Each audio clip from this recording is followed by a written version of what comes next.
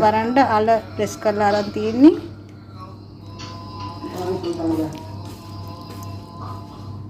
මේ වගේ මිත් කරලා බෙරම තියා ගන්නවා.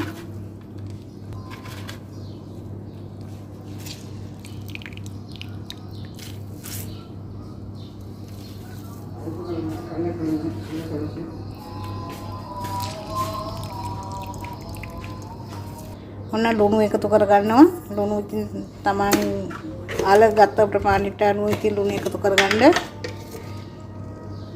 ගම්බිරිස් කුඩු ටිකක් එකතු කර ගන්නවා.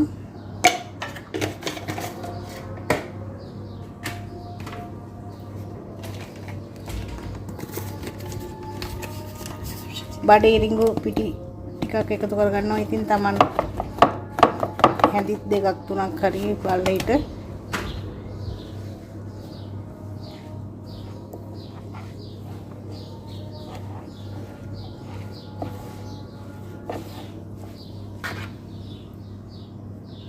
ඔන්න බලන්න මේ අල ස්මර්ට් වලින් තමයි ටික ටික දාලා හිට හොඳට අනා ගන්නවා.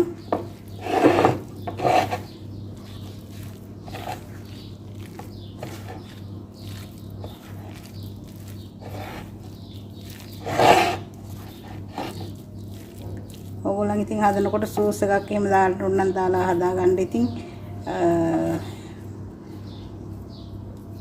නැත්තම් හොඳට අත් දෙක හොදගෙන හොඳට දැන් සබන් දාලා අත් දෙක හොදන්න කියන්නත් බෑ, සබන් නෑ.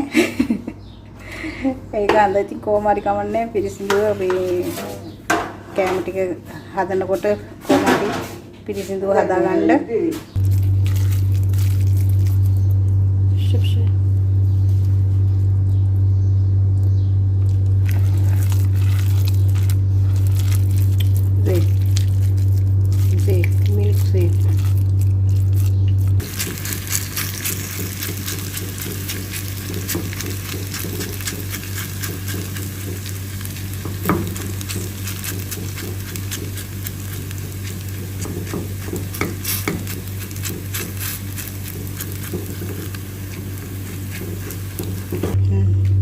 ඔන්න බලන්න දැන් මේ හදපු එකෙන් අපි ටිකක් අයින් කරගෙන ටිකකට මිරිස් එකතු කරගත්තා. මොකද පොඩි අය කන්නේ නෑනේ මිරිස් දාලා. ඒක හන්දා මිරිස් කපල එකතු කරගත්තා ටිකකට. ටිකක් නිකන් හදන්න නිකන් මිරිස් නැතුව හදන්න තමයි හදන්නේ. ඔන්න බලන්න මේ පොඩි අයට මොනක්වත් දාන්න නැතුව තමයි නිකන් හදන්නේ. සේතුන් ඔයිල් එකතු කරගන්න තියෙනවා නම් හොඳයි. ඔන්න පුළුවන් නම් සේතුන් ඔයිල් වලින් හදන්න. මොකද තෙල් ඉතින් පොඩි ළමයිට හොඳ නෑ. ඒක හන්දා සේතුන් ඔයිල් කිසිම ගුණයක් නැහැ. පුළුවන් කට්ටිය ඉතින් පුළුවන් තරම් තෙල් අඩුවෙන් කෑම ගන්න.